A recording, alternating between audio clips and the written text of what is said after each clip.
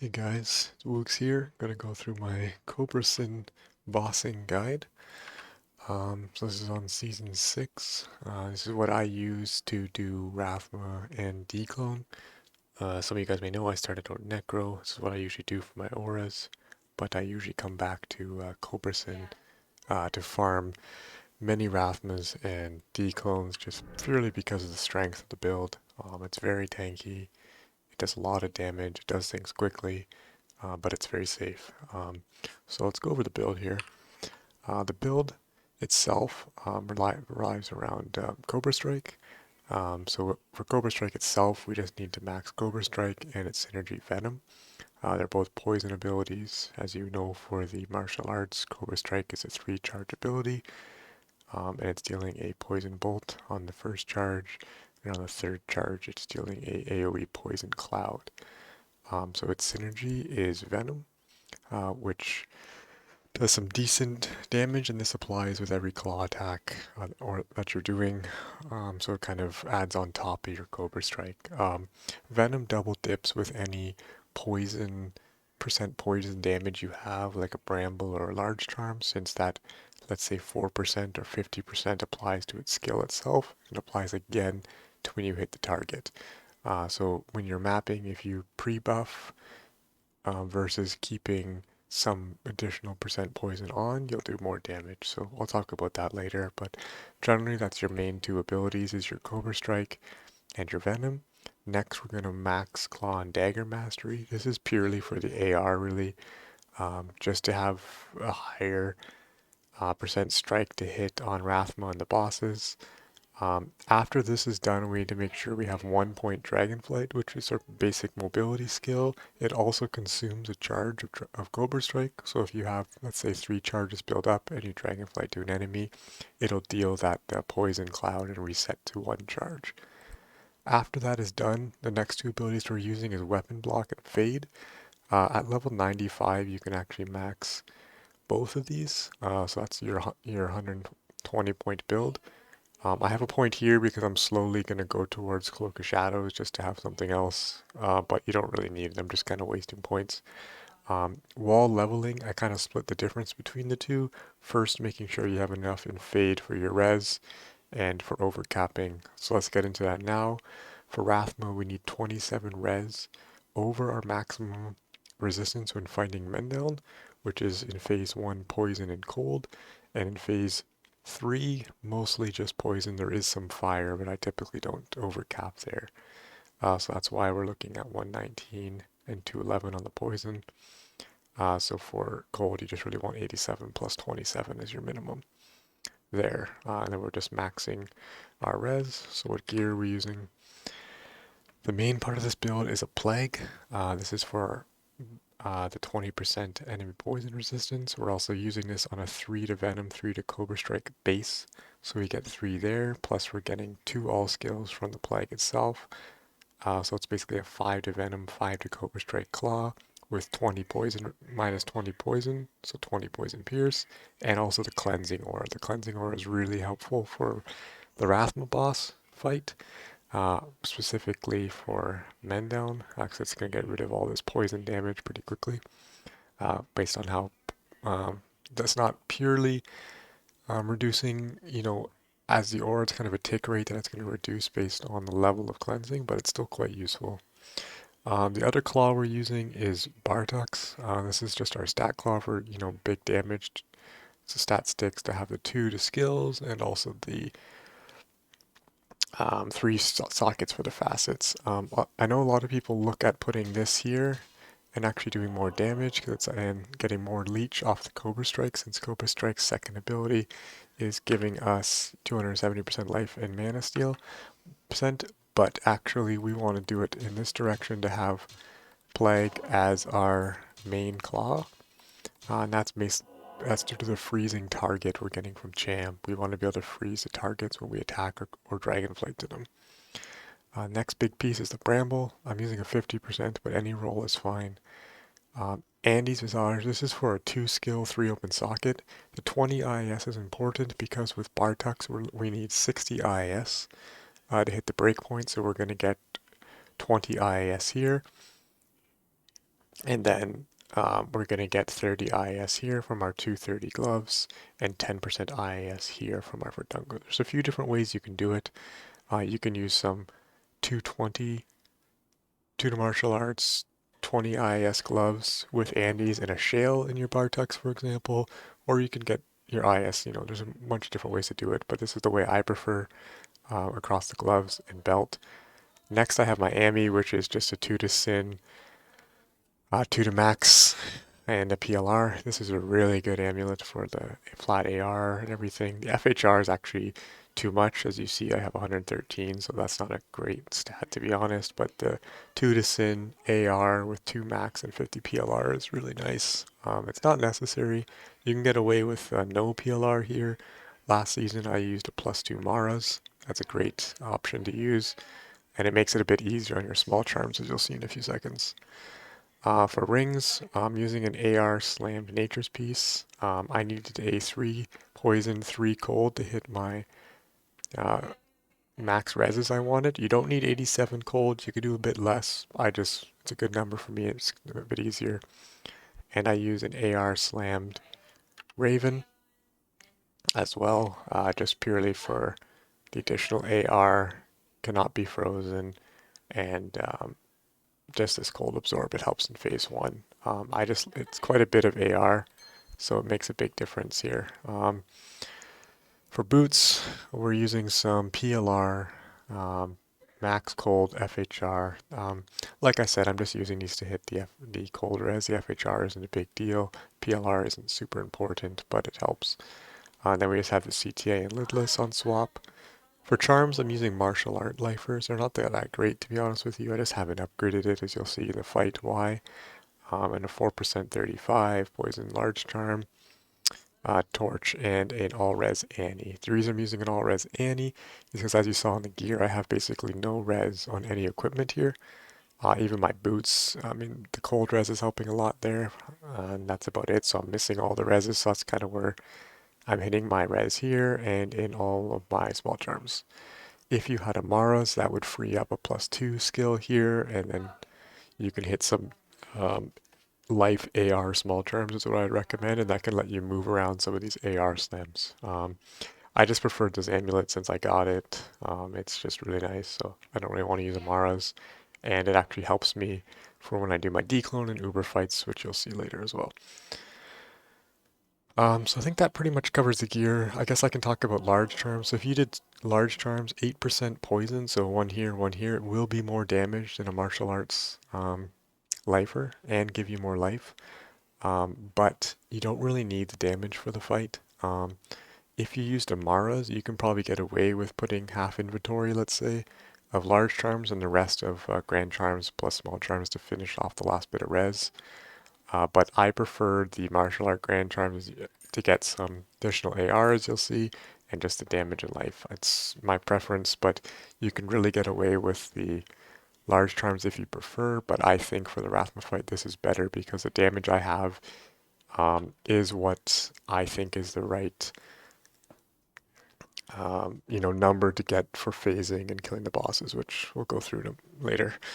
So that's about a 17k on P3, and then after the fade and Venom, sorry, you get about 20k, 21k in the fight. So let's go into the first one we'll do, which is Rathma. Typically for Rathma, I would bring in a full inventory and cube. But as you'll see, and you actually only need 4 antidotes. You actually only need 3 antidotes for the fight, but I would always recommend a 4th.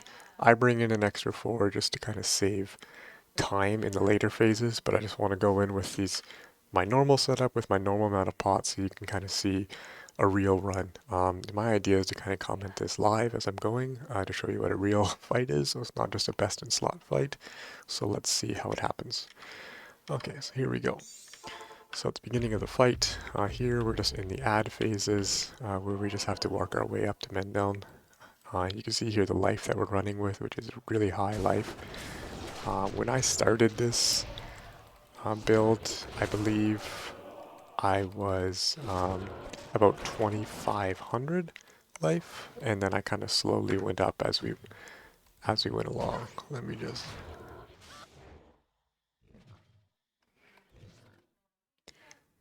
I just saved an exit, didn't I? Wow. Well, that's fantastic. Well, that's what we get for changing our settings. That's good stuff. Whatever, not to sweat over it. That's why. It's probably why you don't do it live, right? Alright, let's keep going in. I probably should cut that, but that's not what I want to do here. So let's just go through. Okay. So you can skip all this phase if you want. If you go in with a full inventory of pots, you can skip this, but it gives a really nice experience. And like I said, I like to collect my pots here. So I don't need to keep buying rejuves off people because that kind of saves you a bit of the grind as well. And this is what the fight is like. So you see here, we're just kind of, left clicking with our Cobra strike, and we can then dragonflight over to any mobs as we need to kind of clean them up here as we go along. So I will do a full clear just to kind of show you guys what this is like, and you'll kind of get a feel for what the mapping is like. You can see here when you kind of keep missing, that's kind of like a sin issue you get with some martial arts abilities. AR definitely helps, but you can just miss even with a lot of chance to hit. Consecutive ones in a row. It's kind of unfortunate. If you kind of resync yourself and make sure you kind of are actually on top of a target with Dragonflight, you'll miss a lot less. You miss more when you're kind of running around like this. So if you're a bit more diligent about actually dragonflighting and then attacking the enemy, you'll miss a lot less. You can see the damage when I actually hit is basically one-shotting everything. That's kind of just how this build plays out. It has an insane amount of damage. These mobs here don't have that much life as well, so it's not a difficult task, but this is really a very strong bosser. If I would map, I would do fortified maps, but I mostly just boss. You see we filled up a bit of pots here. Like I said, if it's your first time and you're going in early, I would definitely recommend your cube and your inventory, but I don't think we'll need that here. So as we go in the portal, we're going to do our buffs, do our fade, do our venom. We don't have to recast Oak Sage, that stays on, but everything else we have to recast. And I'll kind of talk through what I'm doing as we're going. Okay, so our BO, our CTA, our fade, and our venom. Then we're going to drag flight to Mendel, do a bit of damage, and the spires are going to shoot out now. We're going to walk in a straight line to avoid any hits.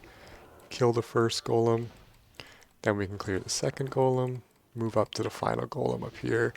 At this point, if you got hit a lot, you could refill your pots, but it's not too necessary. Now we want to damage him enough that he gets into his next phase, which is the Poison Creeper, as you'll see here. At the end of the Poison Creeper, he casts a Poison Nova, that one there, that's the one you need to antidote. If you do enough damage, he will go into a Poison Creeper again. I kind of did extra damage there because I wanted to show what happens here if you get a double phase. In a double phase, I would recommend staying very close to the middle. You see there, I actually got hit by the Sludge Nova and almost completely died. So I'd be very careful about doing that. You want to stay in a closer range in the middle, about here. So I'll show you that in the next round through. So here we just have a golem phase again. Clear out the golems, and then back on Mendon, and this is when the fight will be over. So we're just dodging spires as we go and finishing off Mendon, and then he'll go back into his portal. So see, we only filled up our pots with, I think, the 3 potions there, and then we were done. So it's a quite quick and easy fight. I think that mistake on the Sludge Nova was pretty bad. I went down to pretty low health. That's kind of a, while talking and doing this at the same time, you kind of make some mistakes. So normally I wouldn't try to double phase like that. I would just, if you do enough damage and you time your damage, you can actually force to skip all the golem phases, because you just watch as the damage goes down, and you just stop him right around the 50% and the 75% and hit these 3 creeper rounds and avoid all golem phases. But if you do more damage than that, or slightly less damage, then you will get a golem phase, and you have a potential of the poison to keep ticking. When the golems are out, I guess I should clarify, he is invulnerable. However, any damage you do right before he gets that invulnerability still ticks on him while he's invulnerable. So things like this, like poison over that 1 second or open wounds. So if you hit him right when the golems come out, he will take his poison damage and most likely pass the next threshold to go into the poison creeper round. And that's when you kind of get that double phasing, as most people call it. And that's what happened there that I was trying to show, but I kind of walked into a sludge nova, so that was pretty bad of me, but I'll do another round after this to kind of show a more clean approach. But in any case, we'll go through this and clean out for Rathma. At this point, we will fill our cube, is what I would do. My goal here is really to just use go in with as little potions as possible. In this phase, I can use as many as I want. It's not a big deal. I just want to, in phase 3, try to conserve as much as I can, because then I can go back into the fight with only the 16 potions again, and gain those potions each round for Dclone, because in Dclone you can't gain pots, so this is kind of your opportunity for that. Rathma's a bit more simple of a fight, so we'll go in there now. We're going to recast our CTA, our Fade and Venom. That ability there, he caged me and put something above my head, which stops me from being able to teleport or Dragonflight. So here we're going to keep damaging him until the Conjuring Soul comes out, and we're going to fight them first, and then the Void Knights. So as you see, when I attack the Void Knights, they freeze. This is very helpful because they don't attack for the time in which they're frozen. So that's why you want the Plague as your main hand. The rule of thumb I always make is Conjuring Souls, Void Knights, Rathma. So whenever you see something, kill them in that order. So anytime a Conjuring Knight is up, you want to kill the Conjured Soul, sorry, and then the Void Knight second. So we're going to spawn another round here. We don't have any souls up, so we can just fight these Void Knights here. Often you get cursed by Rathma and can't Dragonflight, so don't think you always have it available. So don't keep Dragonflight as a crutch when Rathma's out. Just use when you can. I thought I could do enough damage there. If you do enough at the end, you can actually skip the last phase of Knights, but I got distracted while typing. And you saw the damage of the Void Knights there. It's quite scary, so I would be careful about that. Okay, so now we're moving on to Rathma to finish him off. And he goes into the portal, and now we're fighting Mendel and Rathma together. And that's why I keep those antidotes, just so it's easier going into this void. I don't have to click on antidotes, I can just click on potions. So if I was running really quickly, I can just run through and select only the rejuves instead of trying to move pots around. So I don't know if it's lazy or efficient. I think it's a little bit of both.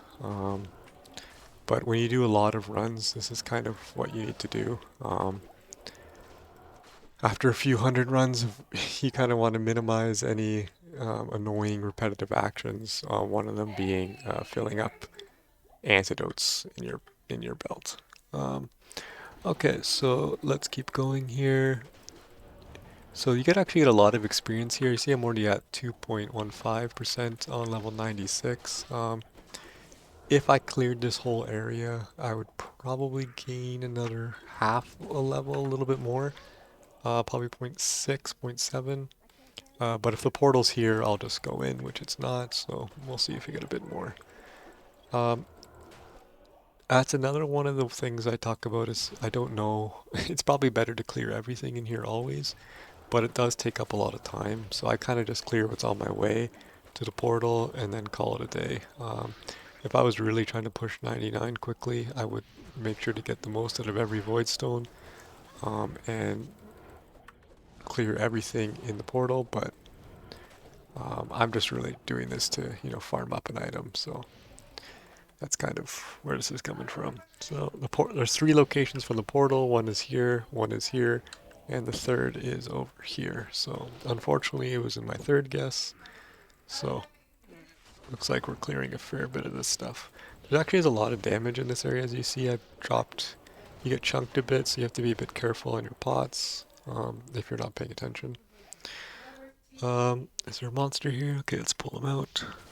Okay, so when we go into the final portal, the biggest issue you have with things like Cobra Strike or Poison Dagger or Rabies, any build like that with a certain AoE, high burst damage ability, is that you don't want to damage Mendown and Rathma at the same time, because when they hit their health intervals, Mendown goes into his Poison Creeper and will, shoot out his Sludge Novas as well as his Poison Nova at the end. And if you damage Rathma, he will spawn his Void Knights and become invulnerable. Mendown doesn't become invulnerable in this fight. However, if you do both of their phases at once, so double phasing, handling the Poison Creeper round as well as all the Void Knights, you'll most likely die. This is how a lot of people die. So what we're going to do is we're going to go inside the portal, do all of our buffing again, and we're going to hug the wall with our Dragonflight available in case that he Mendown casts a Sludge Nova, so we'll Dragonflight over to him. Otherwise, we're going to bait out one of them to teleport away from the other so we can start damaging Mendown. And whenever they come close together, we'll try to split them again. Unless they get low health, then we can just finish them off and not worry about the fight. So we'll kind of play it by ear, but that's kind of the idea we want to do. So I'll show you how I do that split. So our buffs, and then we're going to hug the wall. And you see he kind of walked away, and they're far enough away now that I am not damaging Rathma. And we're going to fill up our pots, and if we get them below half here, let them split, and then back in the middle. Now we can finish them off. And you see here, that was our split. And see how quickly at the end he spawned Void Knights.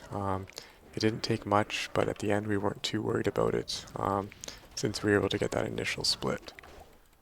So now that everyone is dead, we will just fill up these pots quickly, clear the Void Knight, and the Conjured Soul. At this point, I would probably get rid of the antidotes. I won't in this fight, but if you're doing this fight, I would recommend it, and then fill up your belt. And then we can just damage down Rathma. He will spawn his Void Knights. Once he spawns Void Knights, you want to immediately stop damaging him, because he can spawn 2 sets of Void Knights in a row. You can basically double phase him, get him to 2 health thresholds as we talked about before, and you could get 10 plus Knights out, which is a bit scary to deal with. So he'll do one more round unless we burst him down, which it doesn't look like we will. So we have to fight the last round here. But what I mean by bursting him down, if he's in an animation, he will not cast his animation to spawn the Void Knights. So if you do enough damage while he's in a casting animation, you can kill him during the animation before he spawns any Void Knights. So that's phase 3. You see we have quite a few pots left. And at this point, what I normally do is then fill up my antidotes belt again, and then I remove everything but those 4 pots. So that's kind of why this fight gets a little, I like to say, overpowered on the Sin, because we farm those pots, plus we farm these pots here. So basically a few Rathmas and you have enough pots to do a Dclone, is the strategy. So let's do another one here. I won't talk as much during this one. It'll be a bit of a quicker run, but I'll kind of show you again, just so you get another feel for it and see if maybe we get a bit more clean of a run. So I will kill a bit just to get a few pots up at the beginning here. The density of this area can be very wildly different. Sometimes you have tons of mobs, sometimes you have very little. So if it is your early times and you're worried about potions and such, I would typically, what I used to do on other builds or when I was less comfortable, on this build last season, I would do, probably all my pots, but like this here, so just this 7, because it plus the voice zone, so 8, just in case, because you could get as little as 6 pots in this phase, so I wouldn't want to count at all on these pots. If I was really nervous or when I go for my aura, I bring in a full one just in case. I mean, you're always going to get some, but I mean, you don't want to risk it. If you die because you run out of potions because you didn't bring, one or two potions, that feels really bad. So just bring in the potions. They're not that expensive. And you don't have to have too many because as you saw at the end of phase 3, if you time it well, you can have quite a few potions. You see we got less potions this one than last round, but it's okay. So again, CTA buff. Mendel, he's going to shoot the spires, and we're going to run in a straight line to avoid any kind of damage and kill the golems. Running on the outside avoids any multiple spires attacking you at once, so it kind of reduces the one-hit potential of a bunch of spires. Always keep an eye on the spires. This is what will kill you. So here's another poison phase. And that's the thing you have to. Here we're going to get another poison phase. Unlucky. And then you saw here. So we're going to get a golem phase here because that FHR. Oh no, I did just enough damage there at the end. And there you see. So we actually skipped all the golem phases. The key thing to note is I got hit into FHR lock with the cold wave. And at the end, he shot a sludge nova. That's basically the worst case scenario you get. The thing you have to do is a really quick dragon flight like I did over the sludge nova to avoid getting one shot. We did get a bit lucky there, but yeah, let's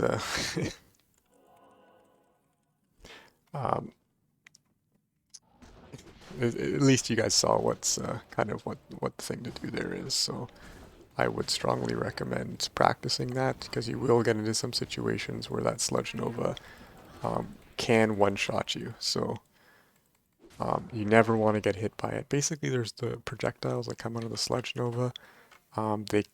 If you get hit by two of them at once, you will die even at people say above 3,000 life. I find around 3,000 you're pretty safe. But if you take any other consequential damage at the same time, then that'll be enough to one-shot you. So I would be careful always of that. I would never just face tank it if you can avoid it. Otherwise, if you have to face tank it for whatever reason, try to run in a straight line towards Mendel, between you and Mendel, so that you, as best as possible, increase your odds to get hit by only a single projectile.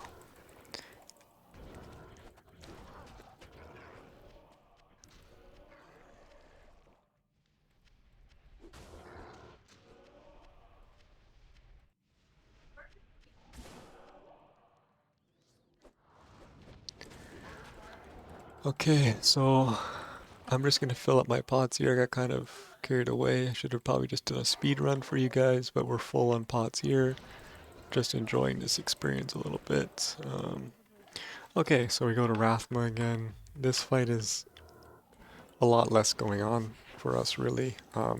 Rathma's kind of the easier part of the fights. He can do a lot of burst damage, so I guess what I will talk about is this fire here. If you're standing in this fire, it does AoE damage, tick damage, so damage over time.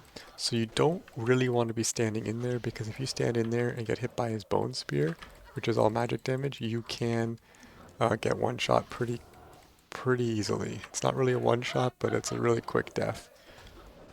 Claw block is kind of your best friend, so that's why you can kind of sit here and face tank a lot of it, but it's still a bit risky. So if you have a bit less health, your claw block's not maxed, and you're a bit, not too comfortable with quick fingers on potting, I would recommend to move every time that AoE, that small circle's on top of you, like here, move to the side, damage him, and then move to the side. Unfortunately, when I was explaining that, I kind of screwed up my timing again to skip these knights. But we'll see if we can do it in the final phase instead for you. I would normally kill the Conjuring Soul here, but instead if you just damage Rathma, it'll delete all the mobs left on the map. So whatever you need to do. We use a bit more pots here than I normally do, but that's still very few.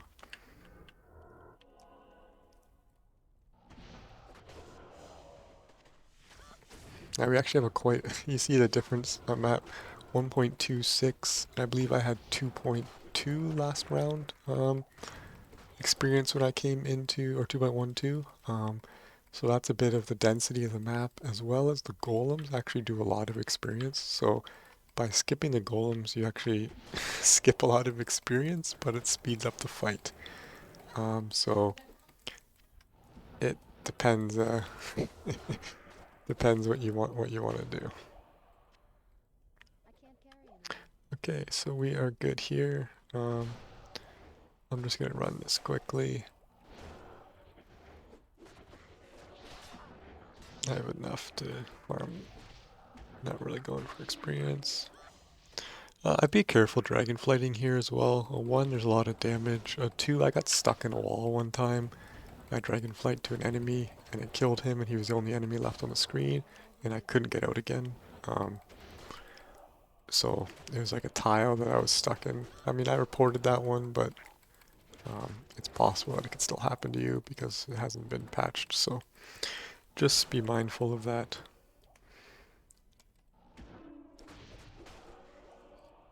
Alright, so we will go into the final portal here. Again, we're going to practice this split. See if we get a different split this time. So this one, Rathma moved over, and we just move over to Mendel. I couldn't dragonflight to him, so you see we have to be movement, so you have to just be aware. So this is a bad situation here, where they're stacked, so we're just going to wait like that. And Rathma will move. Rathma's pretty impatient, he kind of just moves all the time. Now that we're down to a quarter, we can just damage them both. Then we're going to kill the Conjured Soul. And then we are going to heal up our pots and kill these Void Knights.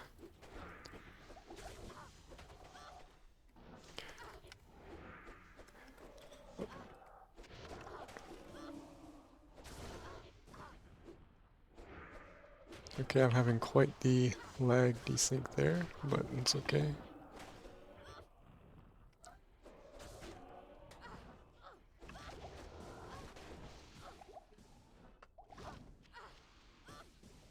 The teeth also, that AoE teeth there does damage, but this teeth here does not do any damage in this phase.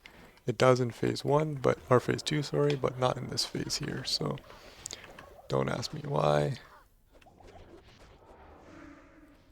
So the other thing you can do is, if you're aware of your Cobra strike, when you have 3 strikes, you can actually teleport to a Void Knight or Dragonflight, and it will one-shot him like that, plus anything around. So it's kind of hard to keep track of your Cobra strikes, but you can make use of the teleport. I'm going to bring him to the middle. I like to kill him in the middle, but you can kill him anywhere. I have a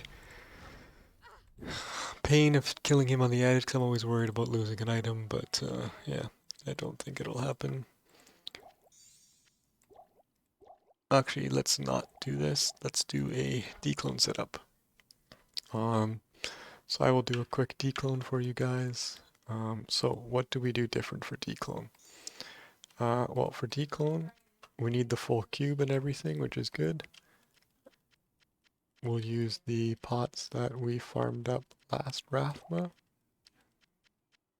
So basically, in 2 Rathmas, we can do a Dclone. Okay, so what changes do we make? So for Dclone, we need 90 fire and a high cold res, so we don't need the high poison. So the first thing we do to hit the max fire, I have 8% fire water walks, and I swap out my 3 jaw Andes for a 2 jaw 4% max fire. I also swap 1 small charm for my lightning res to my cold res. That way with fade, I now have my 90 fire, 84 cold, and everything's looking good here. So that's why I use the cold charm. As you see, I hit exactly the reses I need. So my setup's kind of done pretty ideal for that. Nothing else changes, everything else is the same. So how does a Dclone fight look? I think we're all pretty aware of the Dclone fight, but the couple things to note while we're talking is I would always recommend when you enter the fight to fade immediately, because without fade your res is very low and you can get one shot by an AoE. So make sure that you are fading first, then CTA, then do your fade again, venom, oak, everything. So check to make sure you have an oak charge, and then we're gonna go in. Fade, BO, oak, fade again, venom, and we're good to go. So now we're going to just jump on Diablo. We can walk out of the hose. You can also face tank the hose since we have a lot of damage, as you see, and then he'll spawn the skellies. You can force him to spawn the cold wave and the skellies at the same time if you prefer, but I just wanted to show you a normal fight here. So we kill the skellies. There most likely is two more at the bottom here because I didn't group. Nope, we got them all. So now we're going to push him into the cold wave, which happens here, and you just hide behind a pillar during this phase and refill your pots. I prefer to be here because I know this pillar and has a long area, so it's a lot more safe. Make sure you're watching your health to make sure you're not inside invisible fire. Dodge the laser and start bursting him down. He will then spawn his melee skellies plus archers. The best way to do this is actually just to kill all the archers first. If you want to be the fastest, you can group all the skellies first and then kill the archers quickly after. But the safest thing to do is just go around and kill all of the archers. And the skeletons will die just from the AoE as you're going through. As you see here, they're almost all dying just from me killing the archers. Pick off the last few, dodge the hose. He's hosing a lot for this one, and then push him into the cold wave. During the cold wave, he is invulnerable, so you can't do any damage to Dclone. You don't. So if there's a fire like this, if you know where you walk, you just step out of it. It can be invisible sometimes, so do watch out for that. You just have to kind of watch your health and move so you're not inside. If it's dangerous and you're not comfortable moving on the pillar, just stand still. You're more likely to die to a cold wave than the fire itself. Just keep potting through it. Note the cold wave does each phase of the cold wave as he shoots out the cold waves does more and more damage. So even though the first one doesn't do that much, by the last wave that comes out you're taking a lot more damage and you could get one shot. So be very careful about that. So again, we're just focusing the archers and letting everything else die. And then everything is dead here, and we're just going to dodge the laser, force the last cold wave. There it is. So here, I'm just going to tank these until that one is gone, and then move here. And here we can wait for this laser, dragonflight over, and then just kind of face tank this all the way down. And pick up our small charm. So I didn't drop the cube here, so you have a decent amount of pots left. And I was kind of talking through it, but that's basically the Rathma fight, or the Rathma and Dclone fight. So I'll make a few follow-up videos to kind of walk you guys through it, but yeah, that's it. So let me know if you guys have any questions. Appreciate it. Cheers.